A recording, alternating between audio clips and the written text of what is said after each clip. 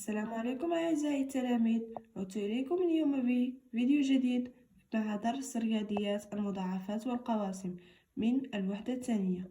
أولا لنقرأ أهداف تعلم هذا الدرس. لدينا: يحدد المضاعفات وقواسم عدد صحيح، يحدد المضاعف المشترك الأصغر لعددين صحيحين، يحدد القاسم المشترك الأكبر لعددين صحيحين، يحدد الأعداد الزوجية والفردية وتعرف الأعداد الأولية، يتعرف قابلية القسمة على 2 و3 و4 و5 و6 و9 و5 و6 و9 ويوظفها. الآن لنمر إلى أكتشف وأتمرن. لدينا أولا باعتبار التربيعة وحدة لقياس الطول، يعني مربع واحد هو وحدة لقياس الطول. ألاحظ المستطيلين. لدينا هنا مستطيلين، أو أحدهما طوله 12 وعرضه 6، والآخر طوله 9 وعرضه 8. فكل مستطيل مكون من 72 تربيعة، فعدد تربيعات هذا المربع هو 72، لأن 12 في 6 تساوي 72 و9 في 8 تساوي 72. فهنا لدينا فكل مستطيل مكون من 72 تربيعة. أرسم مستطيلا آخر. يجب علينا رسم مستطيل آخر يختلف عن هذين المستطيلين ويكون عدد تربيعاته 72. يجب أن نرسم مستطيلا آخر لكن عدد تربيعاته يكون 72، وأحدد الطول والعرض وأقارن المستطيلين مع مستطيلات زملائي. ألاحظ 72 تساوي 8 ضرب 9، و72 مضاعف ل8 و9، 8 قاسم ل72 و9 قاسم ل72. يجب علينا رسم المستطيل. لكي نرسم المستطيل يجب علينا نحدد الطول والعرض. الطول هو L، والعرض هو L صغيرة. ونعلم أن مثلا لدينا في المستطيل الأول لدينا 9 ضرب 8 تساوي 72. يمكننا أن نقول أن 9 ضرب 8 هي 4 ضرب 2 تساوي 72. يمكننا أن نقول ب18 ضرب 2 في 9،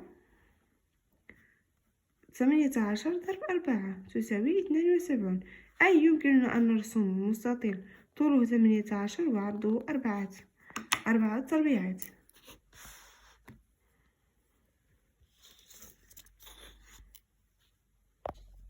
لنقوم برسمه. لدينا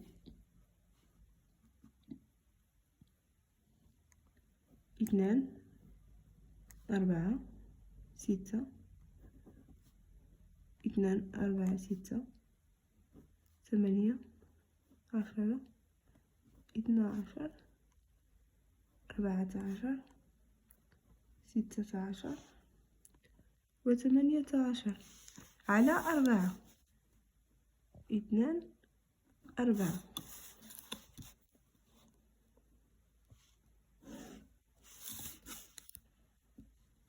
فهذا المستطيل لديه 18 و4 وعدد تربيعاته هو 72.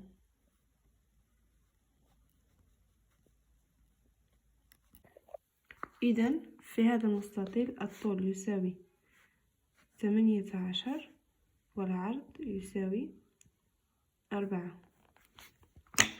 وقد أنجزنا التمرين الأول. سنمر إلى السؤال رقم 2. لدينا: أستعين بالمحسبة لإيجاد مضاعفات العشرة الأولى للعدد 24. فحسب السؤال السابق لدينا 9 ضرب 8 تساوي 72. لإنجاز التمرين الثاني لدينا في السؤال الأول 72 تساوي 9 ضرب 8. 9 فهو قاسم ل72، و72 مضاعف ل9 9 و8 و8 قاسم ل72. قاسم يعني أن إن قمنا بقسمة عدد 72 على 9 فسيعطينا عدد طبيعي والذي هو 8، وإن قمنا بقسمة 72 على 8 سيقوم بإعطائنا في الناتج عدد صحيح طبيعي هو 9. لدينا 72 مضاعف ل9 و8، هي 72 هو خارج لعدد ما. والآن سنقوم بمضاعفة العشرة الأولى للعدد 24. سنقوم بعملية ضرب 24 من 1 إلى 10. 24 ضرب 1، 24 ضرب 2، 24 ضرب 3، 24 ضرب 4، و24 ضرب 5. كم تساوي؟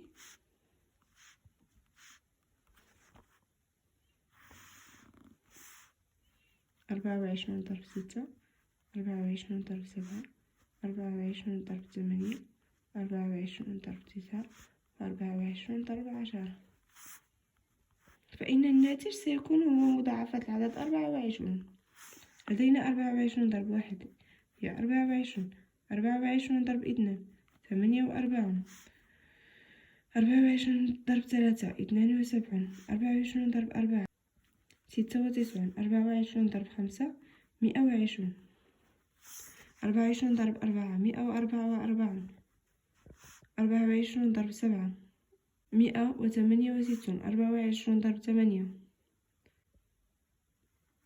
192، 24 ضرب 9 216.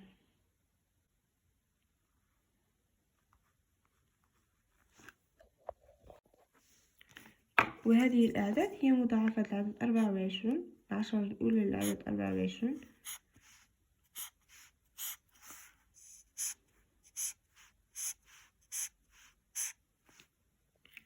وقد انتهينا من السؤال الثاني، والآن سنمر إلى السؤال رقم 3. لدينا أحدد المضاعف المشترك الأصغر للعددين 8 و 9. لائحة مضاعفة العشرة الأولى للعدد 8 و 9. لدينا لائحة مضاعفة العدد 8 و 9.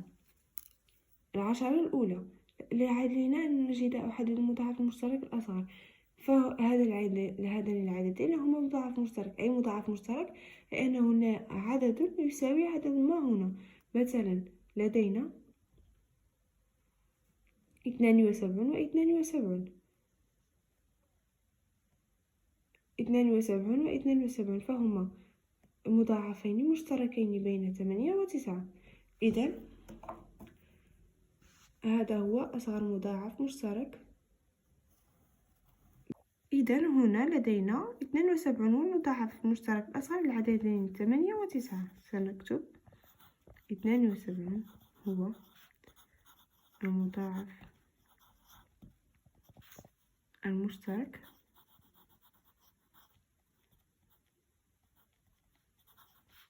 الأصغر ل9 و 8.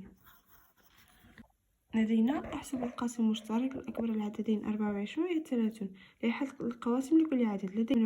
لدينا قواسم عدد 24 هو 1 2 3 4 6 8 12 24 30. 1 2 3 5 6 10 15 30. وهذه الأعداد المحاطة بدائرة فهي قواسم مشتركة بين 24 و 30. وأكبر قاسم وهو 6. إذن 6 هو القاسم المشترك الأكبر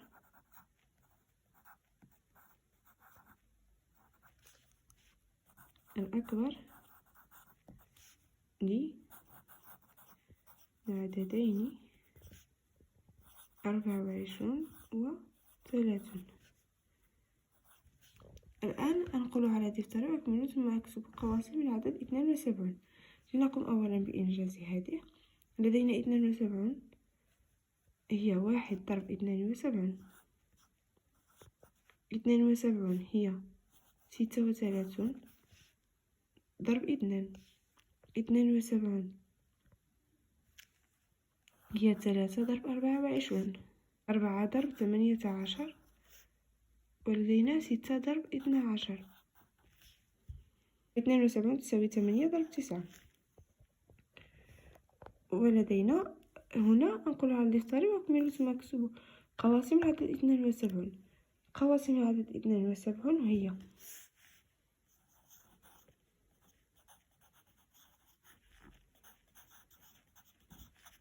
72 هي 1 2 3 4 6 8 9 12 18 24 36 و72. فهذه قواسم العدد 72. الآن سنمر إلى السؤال رقم 6. لدينا أحدد المضاعف المشترك الأصغر للعددين 9 و12. هذه مضاعفات العدد 12 وهذه مضاعفات العدد 9. لدينا 36 و36 هما مضاعفات مشتركة بين 9 و8. ولدينا 72 و72 وأصغر، وهنا مطلوب مضاعف مشترك الأصغر. 36 أصغر من 72. إذا 36 هو مضاعف الأصغر للعددين 9 و12. والآن سنمر إلى السؤال رقم 7. لدينا je calcule le plus grand diviseur commun des nombres 160 et de 100 et des nombres. أحسب القاسم المشترك للعددين 160 و200. وهذه الأعداد 14 22 20 38 30 55 26 34 10 24 12 24 36 45 45 و100 و16 و80. لدينا هنا مثال. 160 هي 10 ضرب 16 و10 هي 2 ضرب 5 و16 هي 4 ضرب 4 و2 ضرب 5 2 ضرب 2 ضرب 2 ضرب 2. ولدينا 200 هي 10 ضرب 20 2 ضرب 5 4 ضرب 5 2 ضرب 5 ضرب 2 ضرب 2 ضرب 5. لدينا القاسم المشترك هنا 2 2 2 و5.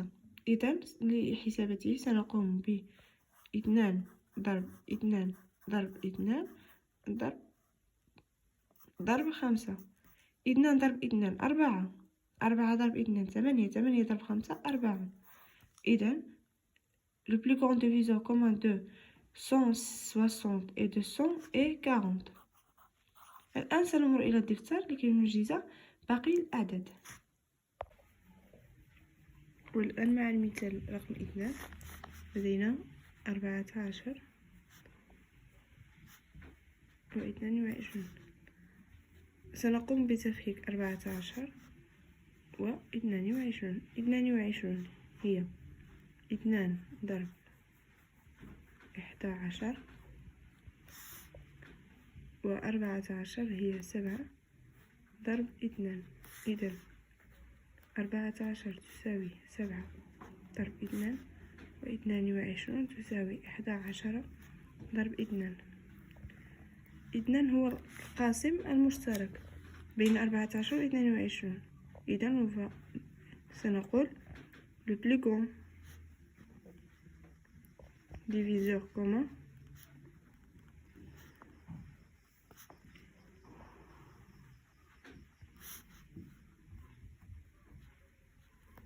des nombres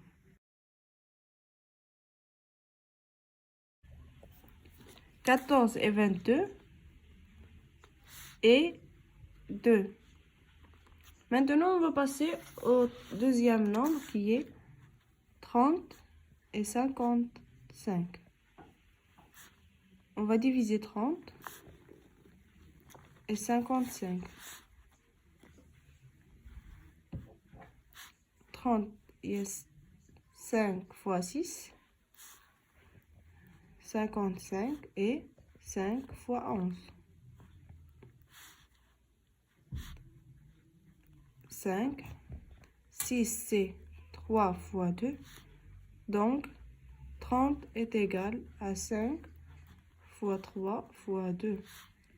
Et 55 est égal à 5 fois 11. Donc, le plus grand diviseur commun est 5.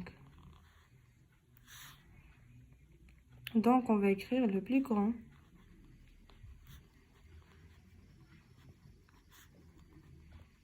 diviseur commun des nombres 30 et 55 et 5. Maintenant, on va passer au troisième nombre. On a 10 et 24. On va diviser 10. 10 est 5 fois 2 et 24. 6 fois 4. 6, c'est 3 fois 2 fois 2 fois 2. Donc, 10 est égal à 5 fois 2 et 24 est égal à 3 fois 2 fois 2 fois 2. Donc, le plus grand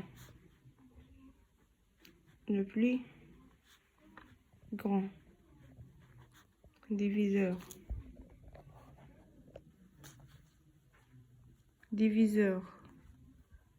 commun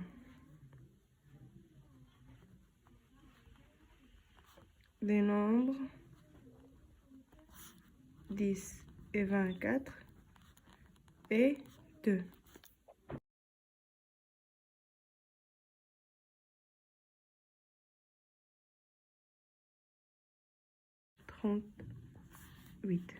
On va diviser 20, 38. 38 et 19 fois 2 et 20 et 4 fois 5. 4, c'est 2 fois 2 fois 5. Donc, 20 est égal à 2 fois 2 fois 5. Et 38 est égal à 2 fois 19. 2 est le plus grand diviseur commun. Le plus grand diviseur commun des nombres 20 et 38 et 2. Maintenant, on va passer au cinquième nombre.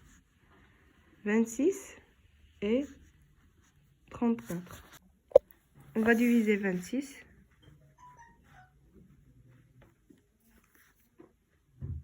Qui est 2 fois 13. 34 qui est 17 fois 2. Donc, 26 est 2 fois 13 et 2 fois 17 et 34. Donc, 2 est le plus grand diviseur commun des nombres 26 et 34 et 2. Maintenant, on va passer au sixième nombre qui est 12 et 24. On va diviser 12 et on va diviser 24. 12 et 4 fois 3. 24 et 12 fois 2. 12 et 4 fois 3, 2, 4 et 2 fois 2, 2, 2 fois 3. Donc, et on a 4 et 2 fois 2. Donc, 12 est égal 2 fois 2 fois 3 et 24 est égal 2 fois 2 fois 3 fois 2. Donc, on a 2, 2 et 3. Donc, le plus grand diviseur commun,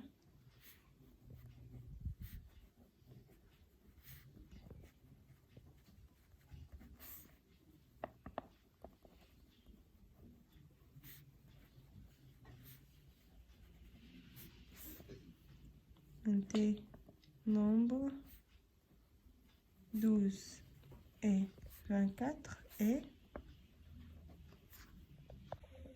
et 2 fois 2 fois 3 qui est 4 fois 3 est égal à 12. Maintenant, on va passer au septième nombre qui est 36. Donc, on va diviser 36 qui est 6 fois 6 et 45 qui est 9 fois 5. 6 et 3 fois 2 et 6 et 3 fois 2. 9 et 3 fois 3 avec le 5 fois 5. Donc, 36 est égal à 3 fois 3 fois 2 fois 2 et 45 est égal à 3 fois 3 fois 5. Donc, on a deux diviseurs communs, sont 3 et 3. Donc, le plus grand diviseur commun des nombres 36 et 45 et 3 fois 3 qui est égal à 9. Maintenant, on va passer au huitième nombre qui est 45 et 100. 45 et 100. 45, c'est 5 fois 9 et 100 et 5 fois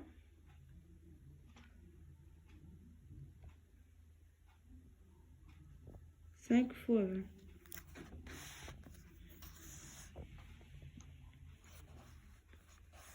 Et 20 est égal à 10 fois 2.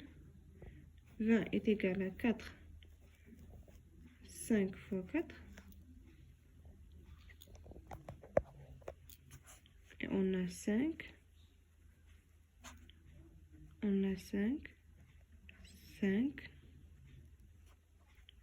4 et 2 fois 2. Donc,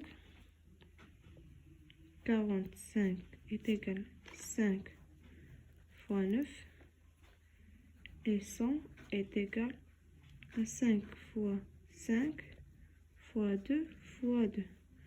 On a 5 et le plus grand diviseur commun, le plus grand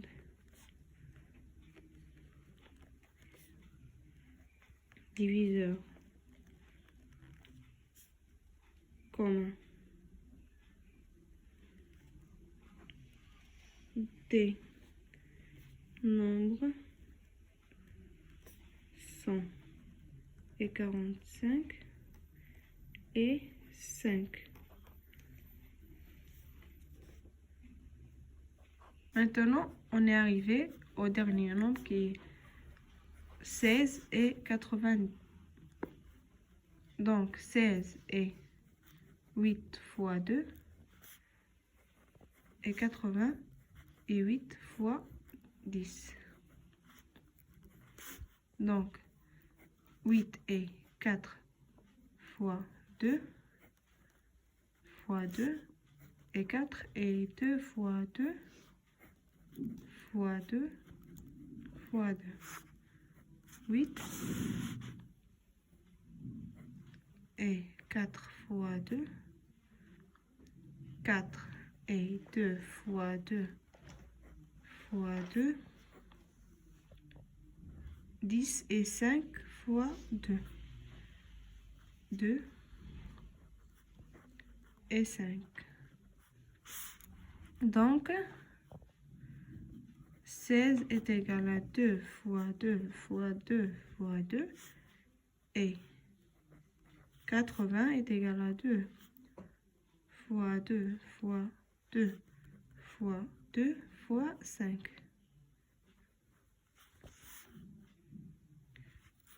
On a